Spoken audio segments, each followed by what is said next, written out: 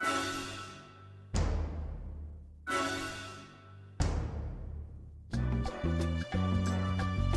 vous de trancher, l'émission où vous êtes seul juge. Ce soir encore, elle vous est présentée par Oscar Fisherman. Bonsoir chers auditeurs, bonsoir pour la dernière soirée de À vous de trancher. Ce soir, c'est vous qui déciderez, comme toujours. Je dois vous dire que j'en ai des frissons. J'adore ce moment où le public est roi. Et le public, c'est vous, nos fidèles auditeurs. Mais nous n'en sommes pas encore là. Notre compteur nous annonce qu'il reste encore 15 minutes, enfin un peu moins désormais, avant le moment fatidique où vous déciderez de faire tomber le couperet ou non. Je vous rappelle les faits. Le 21 mars 2037, il y a 6 semaines, Thierry a étranglé son chef d'équipe qui venait de lui annoncer son licenciement par texto. Dans les précédents directs, vous avez pu entendre les employés qui ont assisté à la scène et les supérieurs hiérarchiques de Thierry dans ses différents postes. Vous avez entendu les témoignages de 2 enseignants, son institutrice de CE2 et son professeur principal de 3e. Ses voisins se sont également exprimés. Comme vous le savez, cher public, et vous êtes bien placé pour le savoir, puisque c'est vous qui êtes sondé à la fin de chaque émission, la tendance, cette fois encore, n'est pas à la clémence. Mais n'allons pas trop vite en besogne, nous avons déjà connu ici des retournements spectaculaires in extremis. Et ce soir, la parole est à la défense, puisque la justice des ondes est bonne joueuse et consacre le dernier direct aux défenseurs de l'accusé. Vous allez entendre les proches de Thierry et nous commencerons par une séquence retour sur ses années d'apprentissage. Notre premier intervenant sera donc son formateur d'alors, j'ai nommé Didier. Didier, c'est à vous. Bonsoir, mesdames, messieurs. Alors Didier, pouvez-vous nous dire à quelle époque vous avez connu Thierry ? Il est arrivé chez moi à 14 ans, je l'ai formé pendant 2 ans. Ensuite, je l'ai embauché et il est resté jusqu'au grand confinement. Vous travaillez toujours actuellement, Didier ? Ah non, mon entreprise a été déclarée non essentielle à l'époque. On n'a jamais pu rouvrir. Il faut vous dire, chers auditeurs, que l'entreprise de Didier fabriquait des décors de théâtre. Didier, racontez-nous quelle impression vous a fait le jeune Thierry quand il est arrivé dans votre atelier. Au début, il était fermé comme une huître, mais il y en avait beaucoup qui étaient comme ça. Faut dire qu'être envoyé en apprentissage à 14 ans, ça faisait pas bien rêver les jeunes, alors fallait pas s'étonner qu'il tire un peu la gueule. Celui-là, au bout de 3 jours, il en avait pris son parti, ça l'intéressait, il écoutait bien, il a vite appris les gestes à faire. Du coup, à la fin de son apprentissage, je l'ai embauché. Une seconde Didier, je vois que nous avons une question d'un auditeur qui doit être assez jeune puisqu'il nous demande ce que c'est que le théâtre.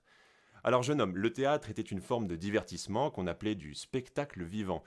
Il y avait de vrais comédiens qui jouaient en direct sur un plateau devant un public rassemblé le temps de la représentation.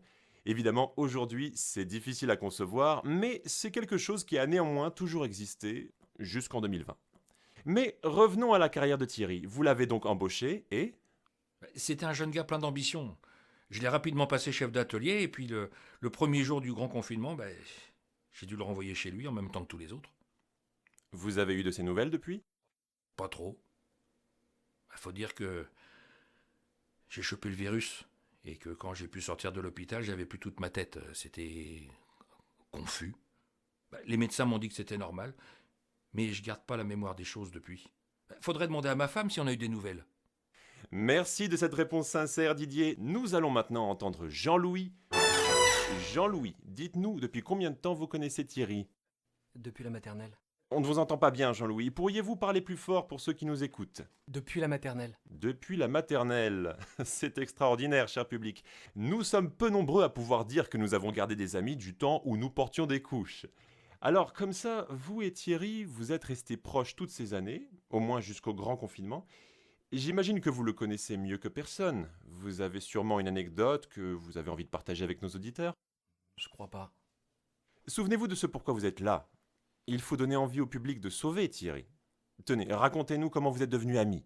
Il y a eu ce jour à l'école. Oui ? Racontez-nous, c'était en quelle classe ?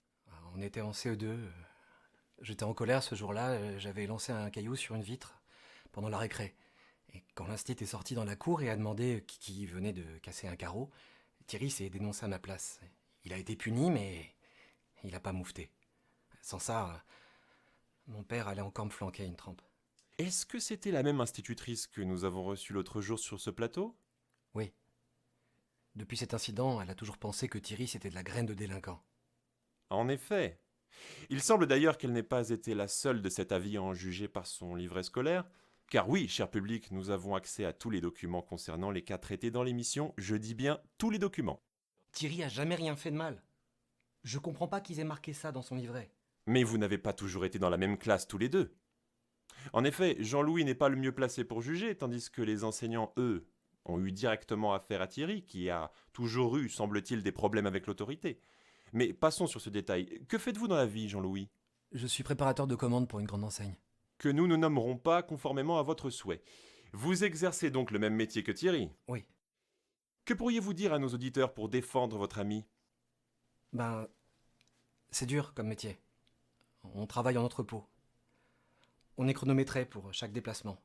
Il y a 26 secteurs de A à Z. Il y a 50 allées par secteur, avec un rayon de chaque côté, donc 2600 rayons au total.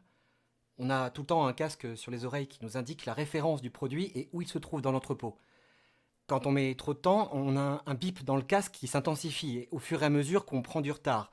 Ça finit par vous griller le cerveau. Tous les 3 jours, on est convoqué en visio par le chef d'équipe qui nous fait un retour sur nos performances. Si on est en dessous du quota fixé cette semaine-là, on a un avertissement. Et au bout de 2 avertissements, on est viré, sans indemnité. Un jeu vidéo grandeur nature, en somme. Ça vous est arrivé, Jean-Louis, d'être viré? Moi, non, mais... Donc on y survit. Bonne nouvelle, cher public. Comme vous le savez, Jean-Louis, la plupart de nos auditeurs sont télétravailleurs, TT, et ils sont certainement un peu surpris de découvrir les conditions de travail de nos travailleurs sur zone, nos courageux TZ. Chers auditeurs, je vous propose une salve d'applaudissements depuis chez vous en leur honneur. Nous allons faire de même ici au studio. 3, 2, 1, c'est parti pour 15 secondes d'ovation. Faites du bruit!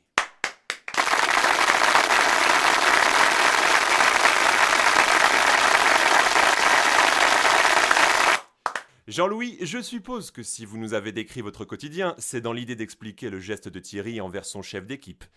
Est-ce à dire que vous cautionnez sa réaction? Jean-Louis, répondez à ma question. Non, bien sûr. Et vous avez raison. Si tous les employés qui sont remerciés devaient débarquer comme des brutes dans les bureaux de la direction et étrangler leurs supérieurs directs, où irions-nous? Je vous le demande, cher public. Ce que je veux dire, c'est que les conditions sont dures et que c'est encore pire quand on est déjà fragilisé. Ce qui était le cas de Thierry. Pardon mon pote, si tu nous écoutes depuis ta cellule, mais je sais que tu voudrais pas que j'en parle, mais je suis là pour toi et je vais tout faire pour te tirer de là, mon vieux.